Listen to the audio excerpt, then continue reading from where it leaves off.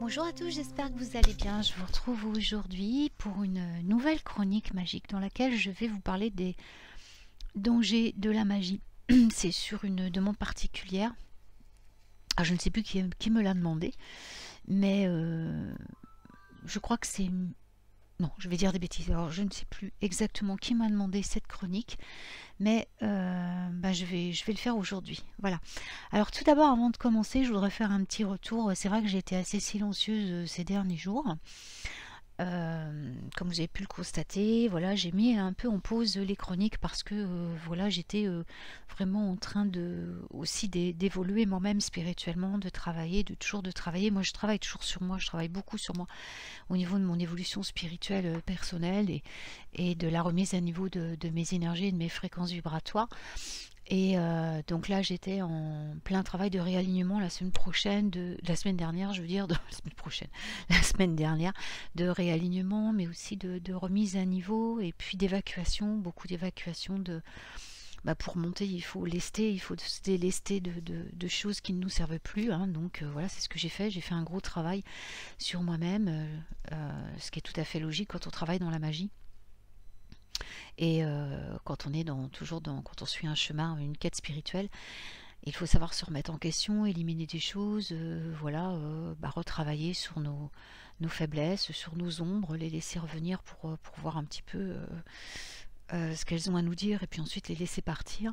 Et c'était en plus un travail vraiment nécessaire. Je m'en suis rendu compte pendant le stage de ce week-end auquel j'ai assisté, donc le stage que donnait Yannick, le stage des archanges.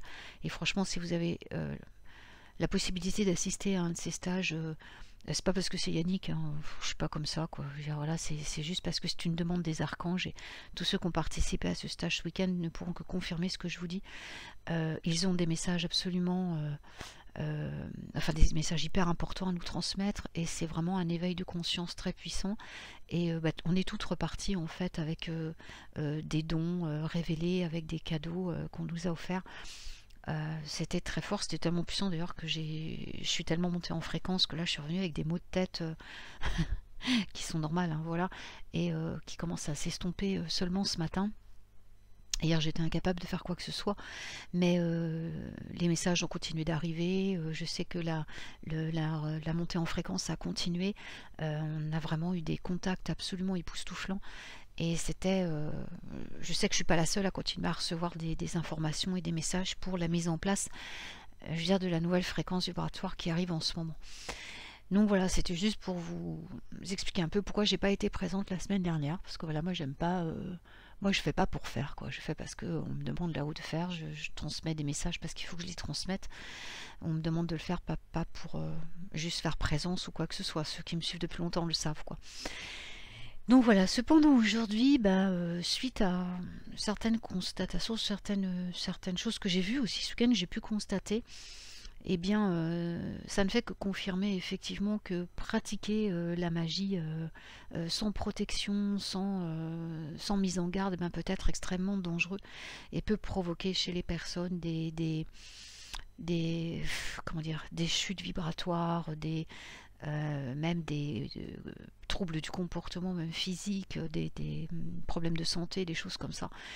La magie est quelque chose qu'on ne manipule pas sans prendre conscience du danger qu'elle peut représenter. C'est comme, je veux dire, tout type de connexion que l'on peut pratiquer, hein, que ce soit en méditation, que ce soit en invocation, en advocation.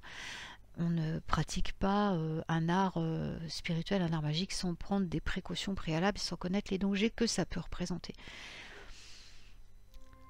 Alors, je sais qu'il y a beaucoup de gens que ça interpelle parce que la magie reste encore un art assez mal compris, assez mal perçu pour beaucoup de gens. La magie, c'est pour beaucoup de personnes, c'est voilà, on va attraper une bougie, on va attraper un encens, des cristaux, des machins, on va faire la tambouille, on lance un sortilège, on fait ça, et puis on s'amuse. Alors oui, d'accord, la magie peut être ludique, on est bien d'accord, mais à la base, c'est quand même un art dans lequel on manipule, j'aime pas ce mot, comment dire, on transforme les énergies, on transmute des énergies, on les module euh, pour obtenir un résultat dans la matière, pour que le résultat se manifeste dans la matière. Donc on brasse des énergies, hein, on les accueille, on peut même parfois les intégrer, on peut parfois être carrément investi par ces énergies pour parvenir à un travail satisfaisant. Or, dès l'instant où nous nous ouvrons pour travailler dans l'énergie, puisqu'on ne peut pas travailler dans l'énergie si l'on est fermé, on travaille avec les énergies dans l'ouverture. Et quand on est ouvert, eh bien, surtout en ce moment, et ça j'insiste vraiment en ce moment parce que nous avons vu, autant nous avons vu de lumière ce week-end qu'on a aperçu l'ombre de l'autre côté, puisque l'un n'existe pas sans l'autre, et la lumière croît en ce moment, mais l'ombre elle aussi croît en ce moment, à la même vitesse. Donc il est très très important lorsque l'on pratique n'importe quel type de magie de se protéger efficacement. Donc quand nous parlons de protection, nous parlons de protection de lumière, bien évidemment. Porter un bijou de protection, porter un talisman ne suffit pas lorsqu'on pratique la magie. On ne parle pas de prestidigitation, là on parle de véritable magie, de magie divine, de magie naturelle, vers n'importe quel type de magie. La vraie magie, on ne la pratique pas sans se protéger. Donc, quand on parle de protection en magie, nous vient tout de suite à l'esprit de tracer un cercle. Alors oui, bon, avec la Wicca, avec l'arrivée des nouvelles pratiques du New Age et cette nouvelle religion qui est la Wicca, qui est quand même très récente, il a été instauré de pratiquer la magie, de se protéger avec des cercles. Alors il faut savoir que de tout temps, nous nous sommes protégés avec des cercles. Ce ne sont pas les cercles comme on peut l'imaginer parfois, tracer un cercle avec sa baguette et tout. Il faut s'envelopper complètement dedans. Le cercle ne suffit pas. Nous devons créer un tunnel, nous devons créer une véritable colonne de lumière autour de nous lorsque nous parlons de protection de lumière. On peut aussi s'envelopper dans un œuf, un bel œuf de lumière. Voilà, il y a eu un exercice ce week-end que je ne peux révéler bien entendu puisque ça reste dans le terme de ce qui s'est passé avec ces participants-là, avec les archanges qui étaient là. Donc je ne peux pas vous le révéler là, mais il y a eu une formation, un certain type, on nous a appris un certain type de protection qui était assez... Enfin, très nouveau, aucune d'entre nous ne l'avait vu, même Yannick ne l'avait jamais encore vu. Et voilà, sur le thème sur la forme de l'œuf, vous voyez. L'œuf est ça je le faisais déjà, l'œuf de protection, mais pas de cette manière-là, on va dire. Mais un œuf de protection bien formé, rempli de lumière blanche, est une excellente protection pour la magie. Et il est vraiment recommandé d'appeler, donc avant de pratiquer tout type de magie, je vous recommande d'appeler à l'aide, d'appeler vos protecteurs de lumière. Alors, ça peut être vos anges si vous travaillez avec les anges, mais ça peut être aussi une déité. Par exemple, ça peut être une créature de la nature, du monde des éléments, du monde de l'archangelesse Ariel, vous voyez. Ça peut être un dragon qui vous protège, ça peut être un ange, ça peut être, comme je le disais, un dieu ou une déesse qui va venir vous envelopper d'un tunnel de lumière ou d'un tube de lumière ou d'un œuf de lumière et un maître ascensionné, hein, peu importe, je veux dire, c'est à vous de contacter la forme lumière, je veux dire l'être de lumière avec lequel vous vous sentez le plus en sécurité. Et de lui demander non seulement de vous envelopper de lumière, mais aussi peut-être de rester auprès de vous pendant que vous allez pratiquer votre sortilège, votre magie. Cet être de lumière non seulement va vous protéger, mais, et ça c'est à vous de lui demander aussi, va vous permettre de pratiquer une magie non seulement sans danger pour vous, mais sans danger pour autrui. Hein, ça, les Wiccans l'ont très bien repris en magie. Il faut toujours faire très attention à ne blesser personne. C'est-à-dire que lorsque nous pratiquons en magie, le deuxième danger le plus important, en dehors de notre protection personnelle pour ne pas être attaqué par l'ombre lorsque nous travaillons, c'est aussi de pratiquer une bonne magie. C'est-à-dire une magie qui ne va pas mettre en danger ni un individu, ni un environnement. Vous voyez? Donc, vous devez, avant de pratiquer votre sortilège, votre rituel ou quoi que ce soit, vous projeter de l'avant pour voir si vous n'allez pas par cette magie léser quelqu'un, blesser quelqu'un, je veux dire, attaquer un environnement, vous en prendre à un environnement quelconque. Voyez, que la magie que vous pratiquez, vous ne la pratiquez pas pour vous, uniquement en votre bien personnel. C'est pas fait pour ça la magie. La magie, elle est là pour servir. Elle n'est pas là pour se servir nous-mêmes. Elle est là pour servir la lumière. Beaucoup de pratiquants magiciens en sorcellerie ont en tout temps utilisé la magie pour leur propre bénéfice, sans tenir compte des conséquences que cela pouvait avoir envers autrui, envers l'environnement, envers toute l'humanité. Parce que vous savez que tout ce qu'on fait à nous-mêmes se répercute sur tout le monde. Il est très important donc de peser les conséquences de vos actes, de savoir si vraiment c'est un acte que vous faites avec justesse, pour uniquement qui vous sert vous pour votre petite personne, qui va servir tout le monde. Donc ça c'est le deuxième point à tenir en compte, parce que de toute façon, si vous faites du mal à quoi que ce soit ou à qui que ce soit, forcément ça vous revient. Tout ce qu'on fait aux autres, on le fait à soi-même, puisque nous ne sommes qu'une seule et même chose. Donc, non seulement vous allez faire du mal, mais vous allez vous faire du mal. Donc le deuxième danger, et c'est peut-être même le plus important, c'est de vraiment faire peser les conséquences de vos actes et de bien faire attention que vous n'œuvrez qu'en termes de lumière. Ça, c'est le deuxième point. Le troisième point, c'est de penser en termes de lumière. Nous devons absolument apprendre à penser en termes de lumière. Les esprits de la nature m'en ont parlé il y a bien longtemps. Ils m'avaient révélé qu'ils ne pensaient eux-mêmes qu'en termes de lumière. Les anges ne pensent qu'en termes de lumière, les maîtres ascendés ne pensent qu'en termes de lumière. Moi, les premiers qui me l'ont révélé sont les esprits de la nature. Qu'est-ce que c'est que penser en termes de lumière? C'est tout simplement bien prendre soin de laisser de côté notre individualité pour ne penser qu'en termes d'unité. C'est-à-dire, nous restons toujours dans toutes nos pensées proviennent de la lumière. Nous ne pensons qu'en termes de lumière, c'est-à-dire que il n'y a aucune basse émotion qui vient perturber notre travail magique. Quand je travaille dans un sortilège, dans un rituel, je mets en place ma protection de lumière pour être sûr de ne travailler qu'en lumière avec un être lumière, un ange. Ça peut être mon ange gardien parfois, ça peut être une déité, ça peut être la déesse mère, hein, avec laquelle je travaille le plus souvent quand même. Ça peut être l'archangelesse de la lune, l'archangelesse lunaire quand je travaille en travail lunaire. Tout dépend ce que je fais comme travail, hein, magique.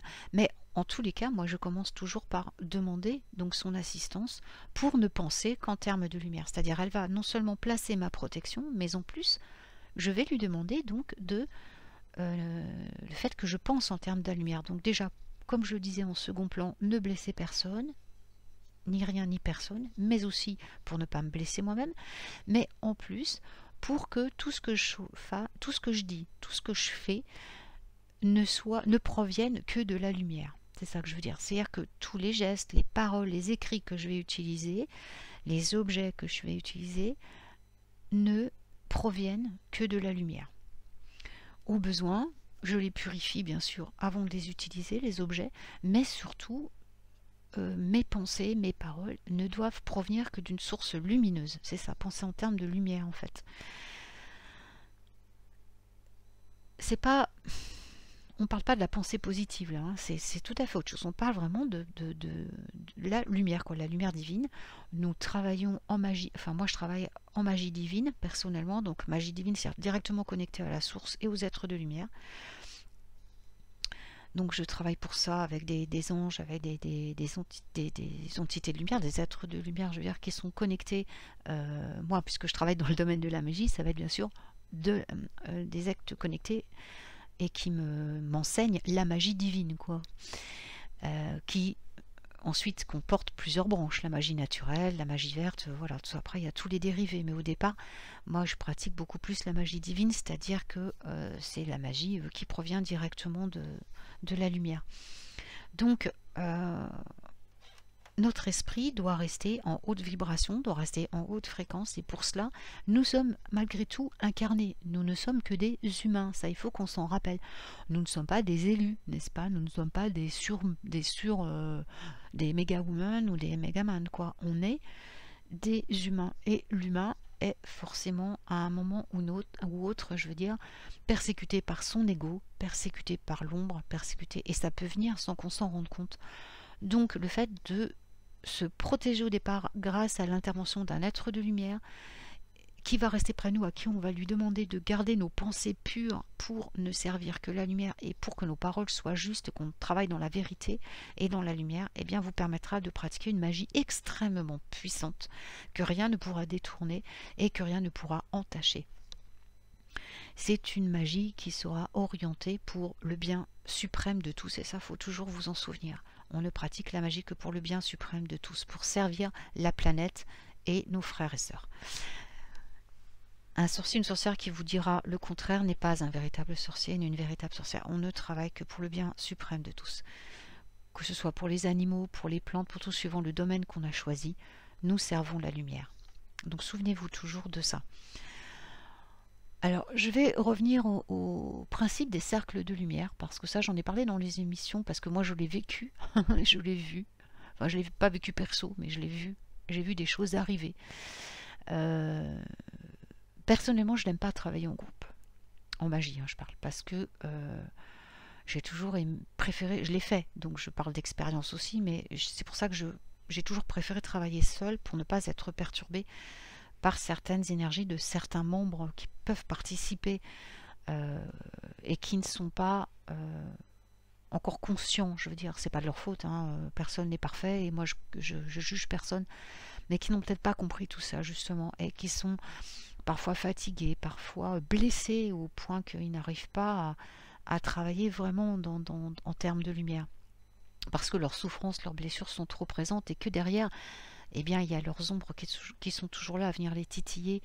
Et en fait, il y a toujours dans leurs pensées, dans leur travail, un soupçon de choses orientées, je veux dire, par des émotions, des sentiments qui ne sont pas purs.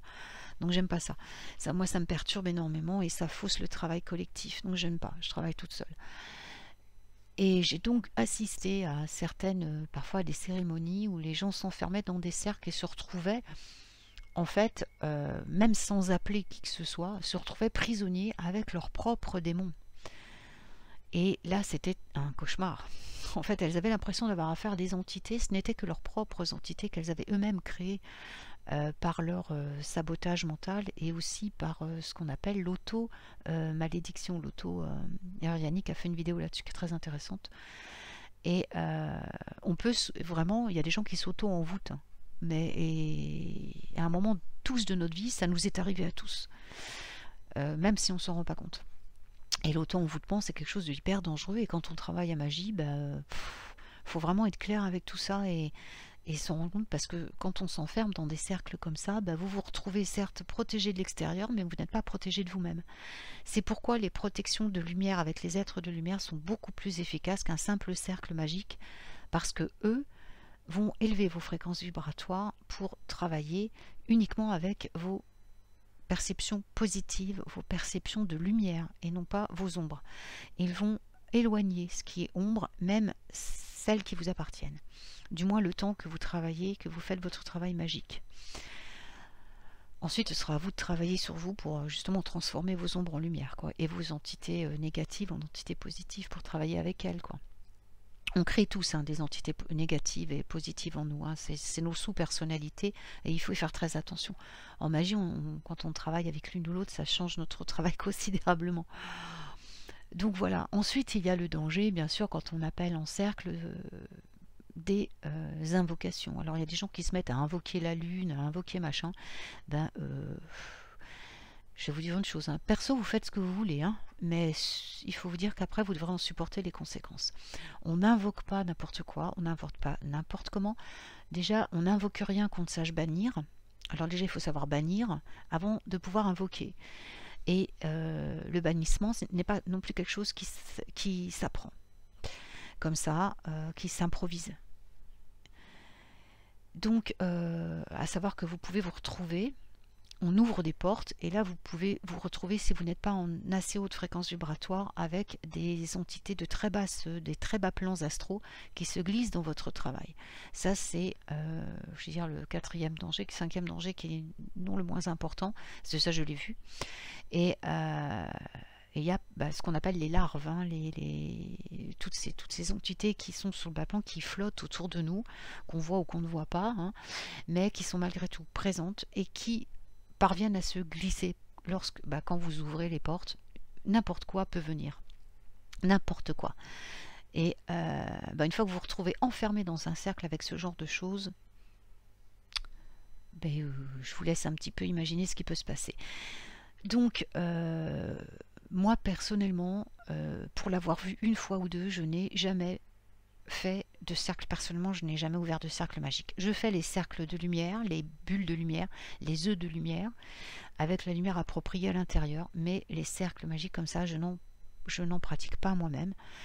Je préfère travailler sans cercle, c'est-à-dire avec l'espace ouvert, parce qu'au moins, même si quelque chose venait, je pourrais le bannir beaucoup plus facilement que de me retrouver enfermée avec, à me battre toute seule avec, alors que je peux appeler du renfort s'il n'y a pas de cercle. En fait, c'est quand même très subtil. Il faut quand même être dans un enseignement magique avancé pour utiliser ce genre de technique. Donc, ce qui est important de comprendre, c'est quand vous voyez dans les sites internet, sur les livres de magie, de tracer des cercles, n'oubliez pas que il faut vraiment, et ça c'est une pratique très ancienne, vous envelopper dedans. Non pas le tracer au sol tout seul. Vous devez vous envelopper dedans, vous devez être dans un tube de lumière éblouissante. Et pour ce faire, le meilleur moyen, c'est de ne pas le faire tout seul, mais de le faire, donc comme je le disais, avec un guide de lumière. De toute façon, en magie, je ne le dirai jamais assez, nous ne travaillons pas seuls. Nous travaillons toujours avec des alliés qui proviennent des plans supérieurs. Nous ne sommes que des humains. Encore une fois, je le dis, même le magicien le plus avancé, le plus lumineux, peut être justement le plus... il ne va pas être attaqué parce qu'il va être protégé par la lumière et protégé par ses alliés de lumière. Mais l'ombre va forcément essayer plus de l'attaquer lui, parce que plus on est lumineux, plus l'ombre essaie de détruire la lumière, et plus il va être sollicité par l'ombre. Donc plus sa protection doit être forte. Et c'est pour ça qu'il reçoit l'aide des alliés de lumière. Et plus vous allez le demander, plus vous serez enveloppé par cette protection même au quotidien. Je veux dire, où là l'ombre ne peut plus vous atteindre, où vraiment tout ce qui risque de faire basculer votre magie dans l'ombre, ça n'existe plus, quoi. Vous êtes totalement enveloppé par les protections, par les protecteurs de lumière.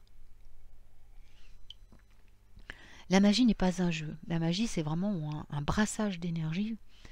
Vous amenez un concept non matérialisé à l'état de matérialisation en utilisant, au départ, parce qu'après, quand on travaille en magie divine, nous n'avons quasiment plus besoin d'accessoires, mais grâce à des alliés matériels, je veux dire les bougies, les baguettes, les potions, voilà, bon, tout ça, pour booster, ça rend plus de force, c'est notre force à nous, quoi, je veux dire, en tant que magicien, en tant que magicienne, en tant que sorcier, sorcière, de connaître aussi les secrets des objets qu'on utilise, de savoir les enchanter, de savoir les charger pour qu'ils boostent notre force pour matérialiser ce qu'on a envie de matérialiser, on est bien d'accord. Mais souvenez-vous, c'est pareil, que au final, vous devez être aussi capable de pratiquer sans aucun de ces accessoires. Parce qu'admettons, vous vous retrouvez dans un lieu où il n'y a rien du tout, où vous n'avez rien sous la main, vous devez être capable tout de même de pratiquer votre magie. Et cela en un temps, voilà, si c'est le moment, c'est le moment. Et là, eh ben, ce seront vos alliés de lumière qui vont venir remplacer, je dirais, quelque part, tous ces accessoires matériels. Plus vous apprendrez à travailler avec je veux dire, vos alliés de lumière, votre équipe de lumière, moins vous n'aurez besoin d'accessoires, plus votre magie sera forte, plus elle sera lumineuse, puissante, et plus vous serez en sécurité également pour travailler, pour pratiquer. Et en plus, sachez aussi que la magie est énergivore. Alors ça, c'est aussi un autre danger, c'est-à-dire que vous devez toujours être dans une forme optimale lorsque vous pratiquez une magie, je veux dire, bon, importante. C'est juste un petit sortilège comme ça, encore, bon, si vous êtes un peu fatigué, c'est pas trop grave, à la limite ça va pas marcher et puis c'est tout. Mais si vous pratiquez un rituel vraiment très important et tout, la magie est énergivore. C'est-à-dire que bien sûr vous brassez des énergies, vous appelez des alliés, forcément ça va vous prendre de la force, de l'énergie, et donc vous risquez d'être très fatigué après. Donc si vous devez pratiquer ce genre de travail magique très puissant, évitez de le faire quand vous êtes fatigué ou malade ou amoindri ou quoi que ce soit. Travaillez déjà sur votre rétablissement. Et ensuite, lorsque vous êtes rétabli, que vous êtes en forme, à ce moment-là, vous faites votre travail magique. N'oubliez pas, après tout travail magique, de vous réancrer. Et ça, vous pouvez le faire rapidement en allant boire tout de suite un verre d'eau, en mangeant quelque chose, pour vous réancrer. Voilà, pour éviter justement que des choses mauvaises ne viennent vous attaquer, ne viennent rentrer dans votre aura. Et aussi pour retrouver vos forces et puis tout de suite votre dynamisme. Et ensuite, prenez le temps de vous reposer et de recharger vos batteries. C'est très important. Parce que ça, c'est aussi un des dangers non négligeables, c'est que la magie est énergivore. Voilà. Ça prend beaucoup d'énergie. Voilà, bon, je pense que j'ai un peu fait le tour de tout, voilà, des précautions à prendre lorsqu'on pratique la magie. Voilà. Ensuite, la précaution, enfin la chose la plus importante que vous devez toujours vous rappeler, c'est de suivre en tout, du début jusqu'à la fin, ne faites confiance qu'à votre intuition. C'est pourquoi un des travaux magiques les plus importants est de développer notre sens intuitif, notre connexion à notre intuition. Parce que si vous suivez uniquement votre intuition, si vous suivez, je veux dire, vos tripes et pas votre tête, eh bien, en général, tout se passe très bien. Là où ça se passe moins bien, c'est quand la tête se met en place, c'est quand le mental arrive, et quand le mental prend la place de votre intuition, bah, c'est là que risquent d'arriver les catastrophes. Ah si, il y a quelque chose duquel je n'ai pas parlé et qui est hyper important. C'est les cycles lunaires et les planètes. Voilà. Alors, effectivement, un danger auquel on ne pense pas toujours, ce sont les influences planétaires et les influences lunaires. Les planètes, donc, ont une influence considérable sur la magie. La Lune, vous savez à quel point elle a une influence considérable sur nos vies en général, sur la planète surtout. Donc lorsqu'on pratique la magie, il faut aussi tenir compte des cycles lunaires et principalement des vides de course. Ça c'est très important. C'est vrai, j'ai oublié d'en parler alors que c'est un des trucs les plus importants. Et je crois que c'est ce qu'avait soulevé la question de la personne qui m'a demandé de faire ce truc. Donc le vide de course, je ne vais pas revenir dessus parce que je l'ai expliqué dans les émissions. J'ai fait une émission de radio là-dessus que vous trouverez dans ma chaîne. Mais j'en parle aussi dans mon livre, donc qui sort là cette année, normalement en juin, où vraiment j'explique pour les vides de course et voilà ce qui se passe vraiment. Le vide de course, en fait, ça peut avoir des conséquences totalement inverses par rapport à ce que vous avez prévu. Le vide de course peut totalement inverser le sortilège. C'est-à-dire que moi, j'ai vu des personnes faire des sortilèges de prospérité avec une intention qui n'était pas très clean, je dois le dire. C'est-à-dire que c'était plus pour elles seules que pour que ça rejaillisse sur tout le monde. Et comme je l'ai dit, la magie, c'est pas pour vous seul, c'est pour tout le monde. C'est-à-dire qu'elle n'avait pas pensé au bien de tous dans son rituel, dans son truc, elle n'avait pas pris en compte qu'elle lésait certaines personnes. Résultat, ça lui est retombé dessus, elle l'a fait en plus en vide de course, ça a été une catastrophe, elle a tout perdu, y compris sa maison. Ça a été une catastrophe.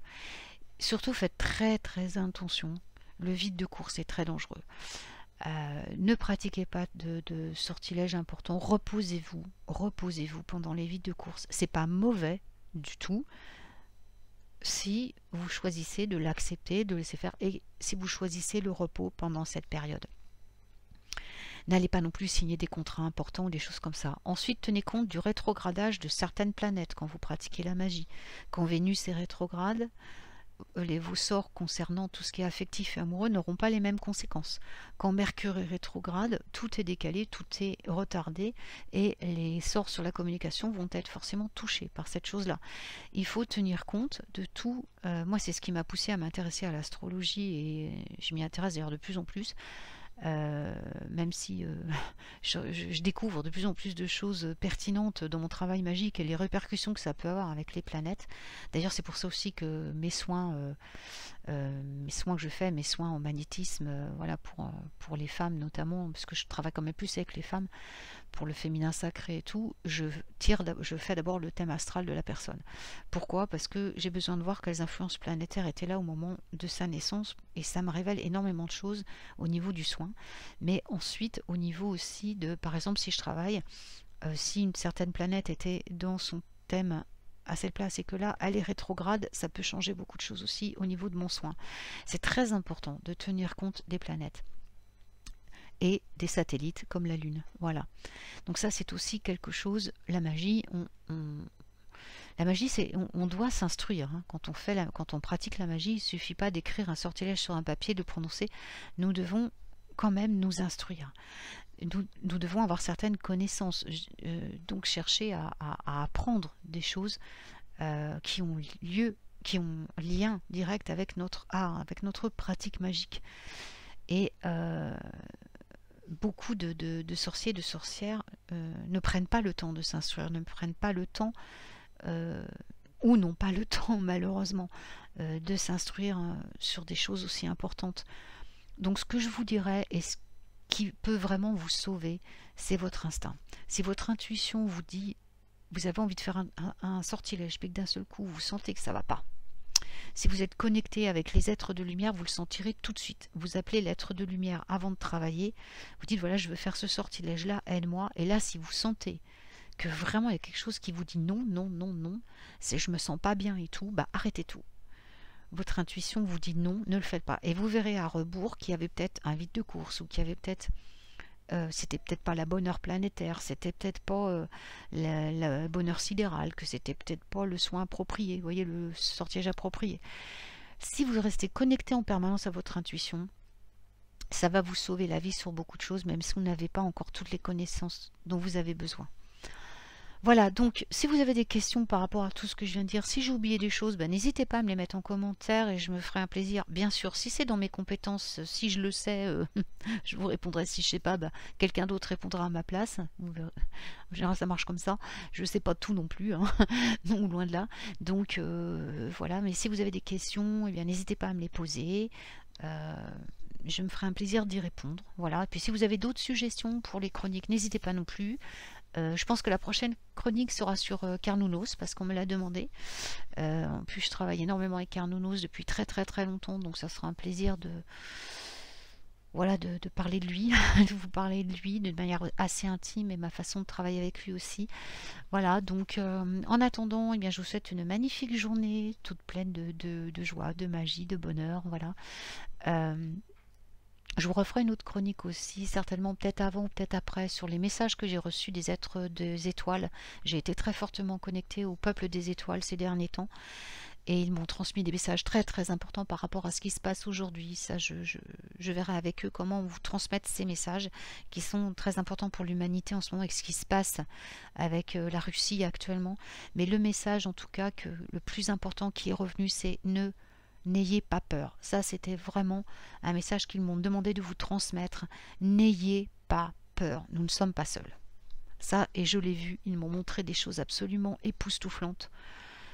Donc je vais voir si j'ai l'autorisation de leur part de vous en parler complètement ou simplement de transmettre ce qu'ils m'ont dit.